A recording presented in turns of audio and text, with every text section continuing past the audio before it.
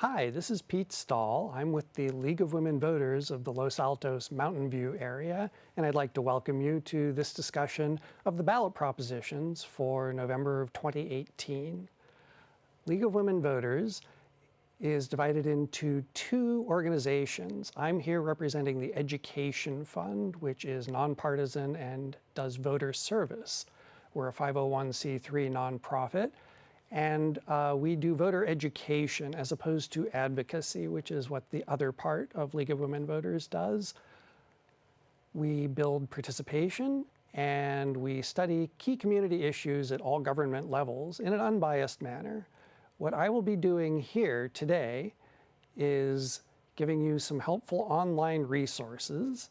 I will be discussing the statewide ballot propositions and also local measures here in Los Altos and Mountain View. The ground rules. I will give you arguments for and against each measure. Now, I happen to have strong opinions on a lot of these ballot propositions, but I will do my best to hide those so that I don't influence you. The idea here is that you decide what makes sense to you based on the unbiased information that I'll be presenting. The online resources that you can use include first easyvoterguide.org. Easy Voter Guide is available in a wide variety of languages. Hard copy is available at your local library and other community centers. And here's an example of one Easy Voter Guide entry for Proposition 7. You can see at the top it says the way it is now. Then it says what Proposition 7 will do if it passes. And then under the blue and red circles, you can see what a yes vote means and what a no vote means. Another great resource for you is votersedge.org. Votersedge.org is a little bit more advanced and it gives you much deeper information on not only the ballot propositions but also the candidates. It works like this. You type in your street address on the left side there and your zip code, and it will generate a facsimile of your ballot. And then you can see each of the contests. Here we've got Senate, House of Representatives, and Governor, and it goes, scrolls down quite a ways to encompass your entire ballot. For each contest, you will see the candidates listed with their top priorities. And the real fun part of this is at lower down in those columns below those candidates, you can follow the money and see who is supporting the candidates. And for the purposes of this presentation, much more importantly, who's supporting and opposing each of the ballot propositions. Following the money is a great way to learn about the origins of ballot propositions and what constituencies support and oppose them.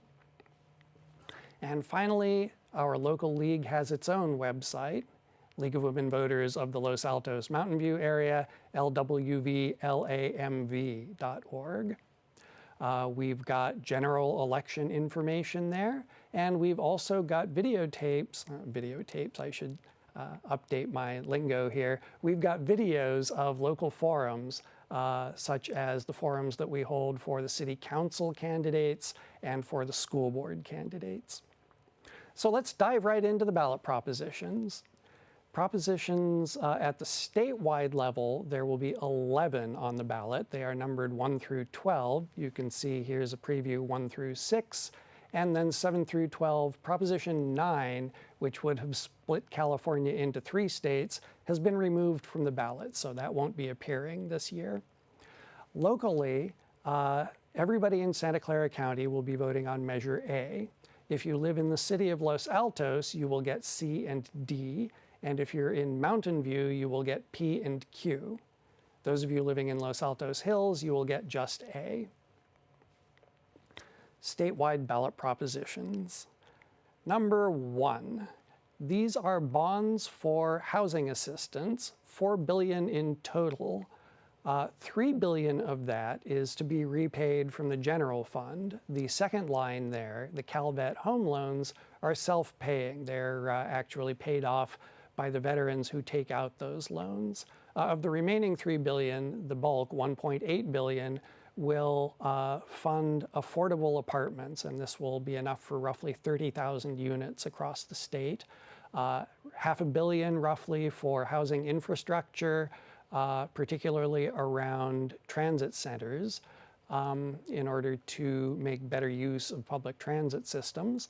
$500 million for down payment assistance for low and moderate income families, and roughly $300 million to build about 7,500 units for farm worker housing.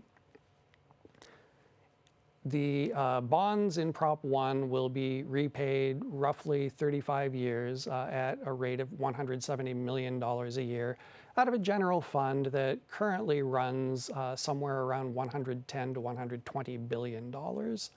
So this is less than 1% of the general fund. Arguments in favor. Proposition 1 provides relief from the housing from the housing crisis for those most in need. It honors veterans by helping them buy homes, and it will provide down payment assistance to help those who are struggling most to buy new houses. Arguments against Prop 1. Bonds are the wrong way to fund grants to private developers, which is the form that much of the assistance in Prop 1 will take. A $4 billion bond should help more people than Prop 1 helps. And the state borrows too much in general using bonds. So those are all reasons to vote for or against Proposition 1. Moving on, Proposition 2. These are bonds for housing mentally ill. This would be $2 billion, and it would create permanent supportive housing for the mentally ill, also for substance abusers and others who are at risk of chronic homelessness. It will not be repaid from the general fund, but rather by redirecting some of the funds from what's known as the millionaire's tax. This is a tax on income over $1 million that was created by Proposition 63 a few years ago. Prop 63 currently generates $2.2 billion a year. This would siphon off approximately $120 to $140 million a year to retire these bonds. Arguments in favor of Proposition 2 are that it will address homelessness, which is often complicated by mental illness. Supportive housing allows for coordinated care for patients to rebuild their lives and avoid the cycle of homelessness. And it uses funds already earmarked for mental health. Arguments against 2 are that the millionaire's tax should fund services, as Proposition 63 originally specified, and not build buildings, that it takes away local control by giving the state authority over the building funds, and that the funding in the millionaire's tax will dry up during the next economic downturn as people's capital gains disappear.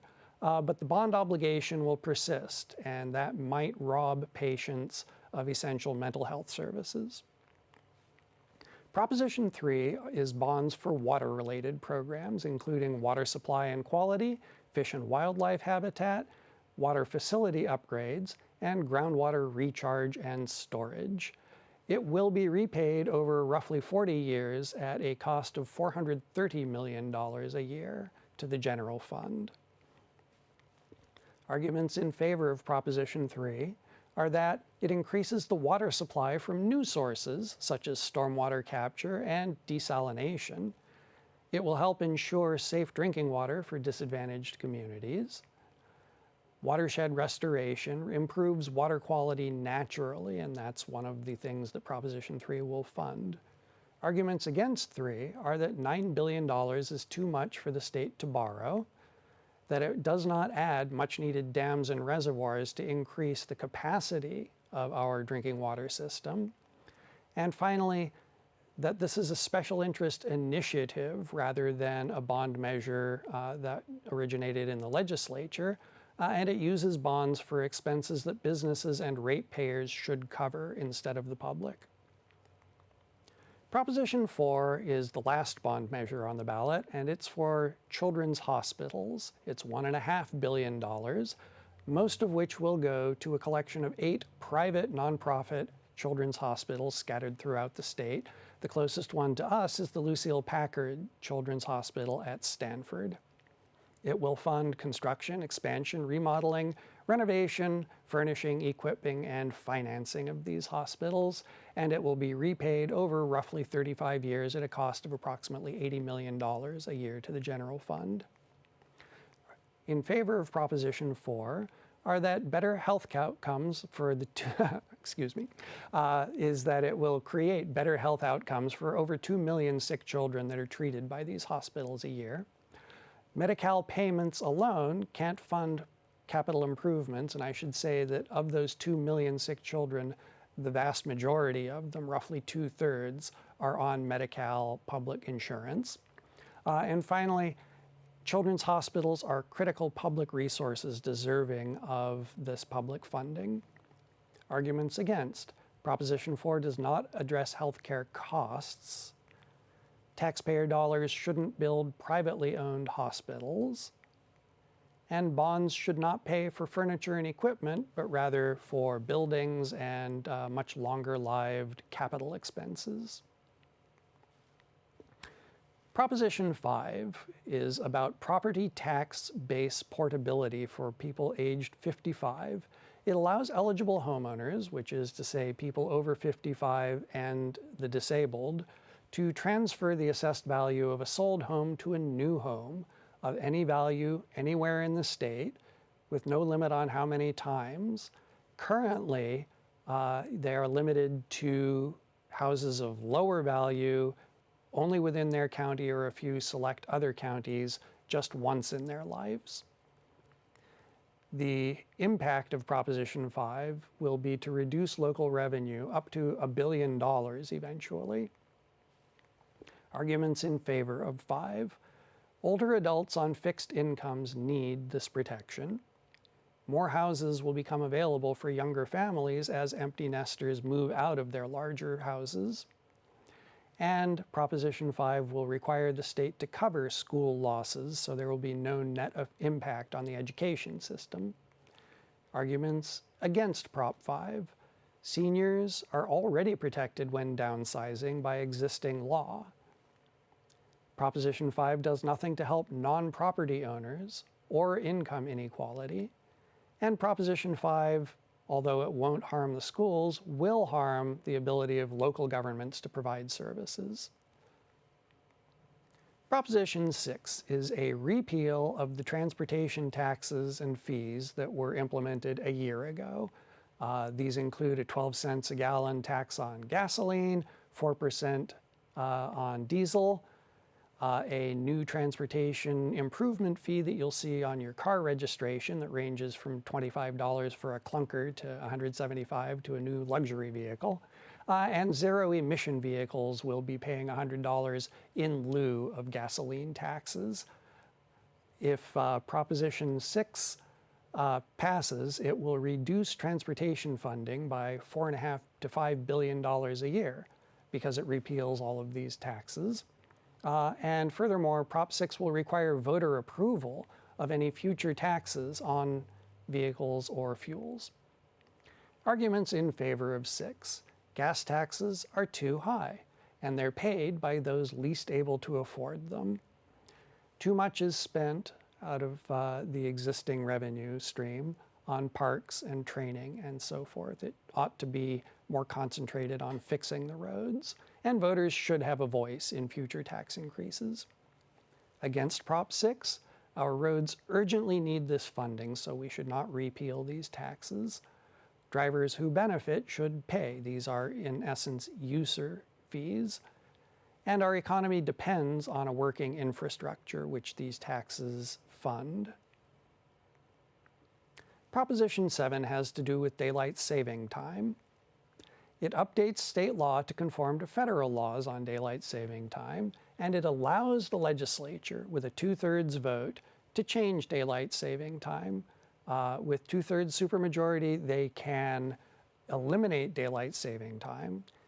They can also petition Congress for year-round daylight savings time. That requires federal approval. The measure encourages year-round daylight saving time, but does not require it. In favor of Prop 7, changing clocks twice a year causes needless trouble and expense. And the risk of heart attack and stroke has been shown in studies to increase following time changes.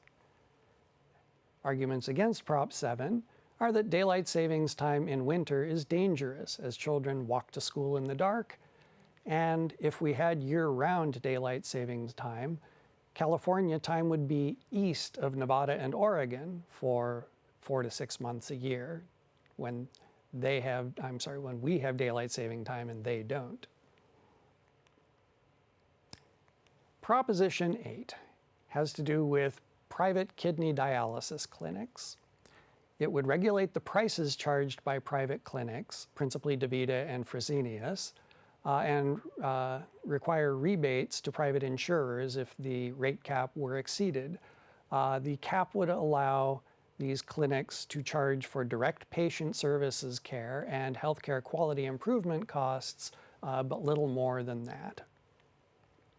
In favor of Proposition 8 are that it provides incentive for clinics to lower costs and improve quality. Ultimately, it will lower overall insurance costs for everyone. Arguments against 8 are that the caps are arbitrary and won't cover the true costs of running the clinics, and that the clinics will reduce operations or close, depriving many of nearby access to this vital kidney dialysis treatment. Proposition 9, as I said earlier, would have split California in 3, but the Supreme Court has ruled that this is a fundamental revision of state government and can't be addressed in a ballot measure. So we'll move on to Proposition 10. Proposition 10 would allow the expansion of rent control to cover single-family homes and condominiums, units built after 1995, and also changes to rent, adjustment to market rate when a new renter moves in. Currently, all 3 of these are prohibited by a 1995 law known as the Costa-Hawkins Act. So, for instance, the Mountain View Rent Stabilization Act currently does not apply to single-family homes or units built since 1995, and it cannot regulate changes in rent between renters. Landlords under Proposition 10 will still be legally entitled to what the measure calls a fair rate of return on a property, and it does not spell out exactly what that means. In favor of Proposition 10 are that it allows local communities to decide what's best. Proposition 10 does not force any community, city, or county to impose rent control or to change rent control ordinances if it already has them. It is left still up to the cities. It protects families and seniors with low and fixed incomes, and it prevents gouging while ensuring a fair rate of return. Arguments against Proposition 10 are that it discourages new development just when more housing is needed, the theory being that caps on rents limit potential income for the landlords and the builders. And also against Prop 10 are that it will cause owners to take units off the market, listing them on Airbnb instead, and that it will spawn a bureaucracy. Proposition 11 has to do with breaks taken by employees of private ambulance services. It will allow the privately owned ambulance services to require the drivers, who are typically EMTs and paramedics, to stay on call during their breaks. And it retroactively allows past on-call breaks, limiting the liability of the ambulance companies to action. It will also require employer-paid training and mental health services to be provided. Arguments in favor of 11. It legitimizes long-standing industry practice of on-call work breaks for ambulance drivers, and it reduces expenses for the ambulance services and may lower costs for the counties that hire them. Arguments against. The legislature should handle this, not voters. And on-call breaks have been ruled violations of labor law for security guards. EMTs and paramedics are entitled to compensation for having on-call breaks as well. That's Proposition 11. And the last statewide proposition is 12. Proposition 2 from 10 years ago created imprecise requirements for livestock space. They had to be able to turn around, lie down, and fully extend the limbs. Proposition 12 makes these specific. Egg-laying hens must be fully cage-free by 2022. Breeding pigs must be given 24 square feet of space. Calves raised for veal, 43 square feet of floor space. Proposition 12 will, for the first time, ban all sale of products not complying with its space requirements, regardless of whether they were produced in California or out of state. Arguments in favor of 12. It strengthens and clarifies our anti-cruelty law. It reduces risks of food poisoning and factory farm pollution by preventing overcrowding. Arguments against 12. This is not truly cruelty-free. It would unleash a torrent of lawsuits from other states. And 2022 is too soon a deadline and could cause supply disruptions and price spikes. On to the local measures. Everyone in Santa Clara County will be voting on Proposition A. It's an extension of the existing 1/8 of a cent county sales tax that would otherwise expire in 2023. The estimated revenue is $50 million a year, and this is general revenue, so there are no restrictions on how it's spent. However, the measure mentions law enforcement, public safety, trauma, and a host of other topics that this $50 million could be spent on. Arguments in favor. This tax is needed to offset shrinking revenue from state and federal governments. County programs benefit all and are lifelines for the needy, and so this is appropriate for a sales tax. And it's not a tax increase, it's simply a continuation of an existing tax. Arguments against. This tax should continue to be temporary, and voters should not give up their voice. The voters should be able to renew the tax as they have been. Sales taxes are regressive, hitting poorest the hardest. And user fees make more sense than general taxes, such as the sales tax, for county services such as transportation. If you live in Los Altos, you'll be voting on Proposition C. Prop C would require the voter approval of any lease, sale, change of use, or redesignation of land currently designated as parks, other open space, or public and institutional, and it applies to parcels larger than 7,500 square feet. Arguments in favor of C. The City Council might be tempted to sell high-value land to close a temporary budget gap. C would prevent this. And in the face of intense overdevelopment, voters must be stewards of our lands for future generations. Arguments against C. Los Altos has never sold any parkland. Prop C will delay extensions of beneficial existing leases with such public facilities as fire stations and schools. And the measure is legally ambiguous and will have unintended consequences. Proposition D in Los Altos would allow a hotel tax increase. The City Council would be given permission to increase the transient occupancy or hotel tax from 11% to 14%. It could generate an additional income of roughly $700,000, and there are no restrictions on how it's spent. Arguments in favor of Proposition D. The 14% rate, that would be the new ceiling, matches Palo Alto, and Los Altos hotels along El Camino Real are virtually in Palo Alto. Proposition D would affect a small increase in the transient occupancy tax, but that would not affect occupancy rates. Arguments against Proposition D. 14% would be much higher than Mountain View and Sunnyvale, which are currently at 10 and 10.5%. And the small increase in revenue won't appreciably help the city. If you live in Mountain View, you'll be voting on Proposition P. Proposition P imposes a tax of $8 to $149 per employee on all businesses in Mountain View. If you have a small business, it will be just $8 per head. If you have a single employee, it will be $8. If you are a large business, such as some of the high-tech companies in Mountain View, it will slide up to $149 per employee. The largest companies pay the most. It is expected to generate roughly $6 million a year. There are no restrictions on how it's spent, but the measure mentions traffic, bicycle pedestrian routes, affordable housing, things to mitigate the strain that the larger companies have been putting on the city. Arguments in favor of P. Business license fees are the same for large and small businesses at $30, and they've been unchanged since 1954.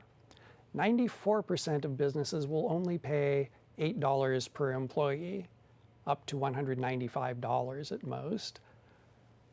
And the City Council has pledged to spend 80% of this on transportation improvements. Arguments against P. This is business hostile.